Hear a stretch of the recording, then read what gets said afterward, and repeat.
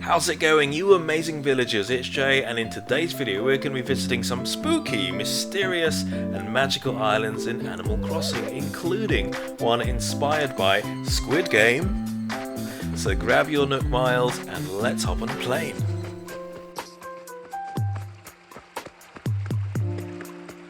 Before we begin, can I just say how super exciting the Animal Crossing Direct was. So many quality of life updates coming to the game, plus a huge amount of DLC as well. I am so excited, and it's coming out in a couple of weeks.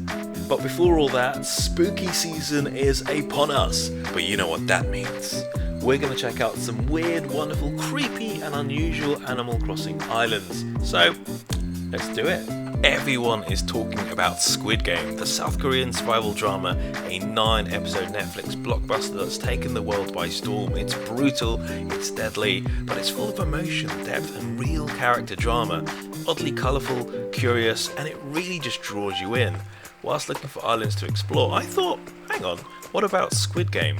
The whole show is set on a remote island, so why not have an Animal Crossing island dedicated to Squid Game? Chillax is just that, and it is an incredible tribute to the show, packed full of little details and challenges. Just like the first episode, we awaken from a slumber in the main restroom, with beds surrounding the plaza and the player count and cash looming above. I love the green tracksuits that instantly scream Squid Game, with the guards in matching pink. We wander around this little colourful staircase area, cleverly made through raised cliffs. Then the gruesome first game, running through a field to avoid detection, bodies and blood splats. The next part was incredibly smart. If you decide not to continue into the games, you're taken back to the iconic train scene, back to normality. But of course we need to jump back in the game, so we pass the guard's observation room and enter the next challenge, cutting out the Dalgona candy. On this island, it's a case of walking around tricky paths, and it's such a super clever way of doing it. After beating the candy, it's a grid of the remaining contestants, and I love how it's made through little tiles.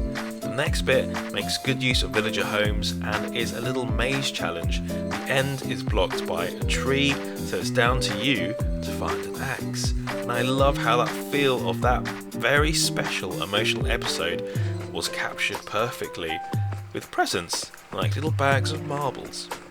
We're getting closer to the cache. It's down to that tricky glass round, which is captured perfectly on the island through pitfall seeds, and the last bit sees you digging up the squid to find a little pole vault to grab the cache, and we have a winner.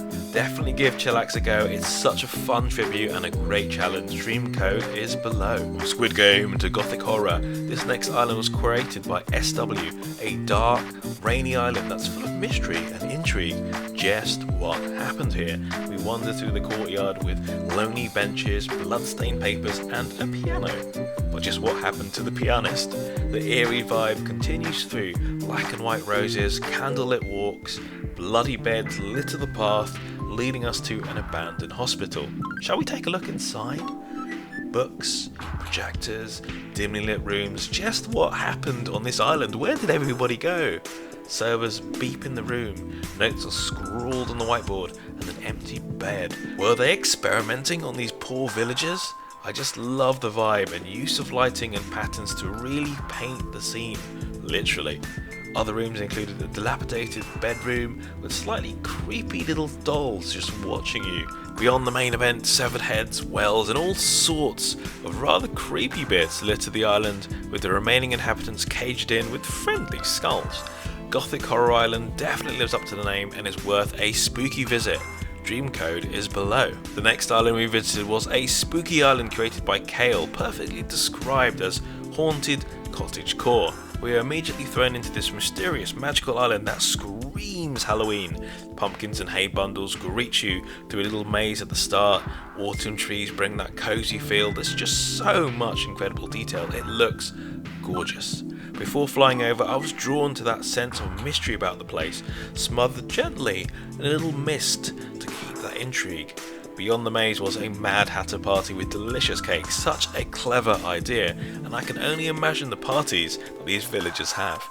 Beyond the main area, a poison forest and spooky marquee stalls was an absolute treat to visit. The little spooky details, patterned panels, clever uses of arches and lanterns just set the mood perfectly. Another highlight had to be the misty bridge with smaller plants below that give the illusion of a massive crossing. It's so breathtaking, especially with the mist and falling leaves.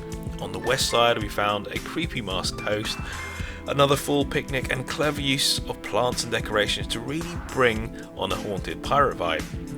There were just so many caverns and corridors to explore, one of the most impressive parts being a literal treasure trove down by the beach.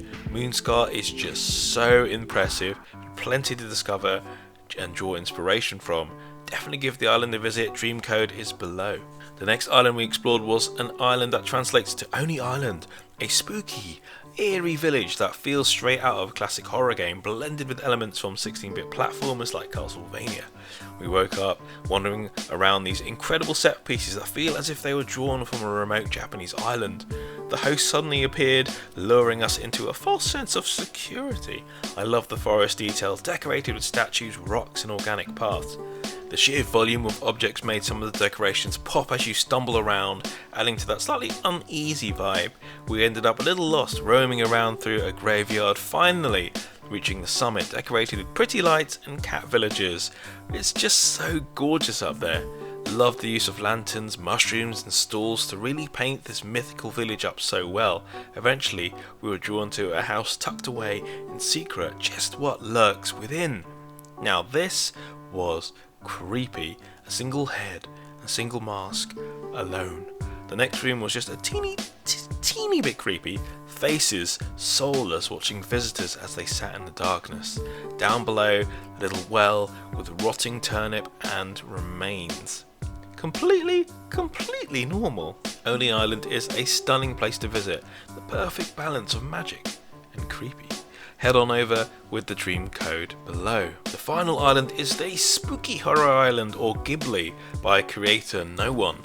I first stumbled on this island from an incredible movie that No One had made on YouTube. Check the link out below. It was a truly haunting, so definitely needed to stop on by.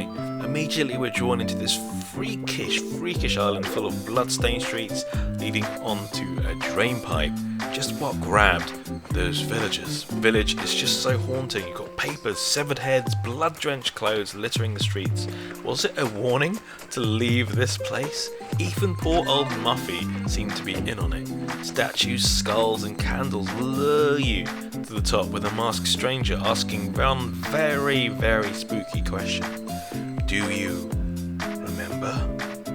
Beyond the main entrance was a summoning circle deep within the forest, smatterings of blood and coffins that lined the eerie, cold streets. A path of footprints lead you onto the main event, a house sitting alone by a lake. I'm sure it's completely safe inside. Introducing the Skeleton Army. This felt like a haunted tomb with only a little projector running. Other rooms included a spooky library and a freakish little face in a dimly lit room. Truly terrifying. Definitely check out this haunted village with the dream code below. So what did you think of these weird and wonderful islands? Let us know with a comment below and give them a go. Dream codes are below and links to Instagram and Twitter for each of these creators as well. They are super talented. If you like this video, if you enjoyed this video, be sure to hit the like button. If you want to see more Animal Crossing videos, we've got a playlist below. You might also want to subscribe. Before you move on to your next island tour, be sure to check out our exclusive merch, geeky and gaming designs voted for by you. Links are below. A huge thank you for your support. And there we go, weird and wonderful islands in Animal Crossing. Hope you enjoyed this video. We'll see you in the next one. Bye bye.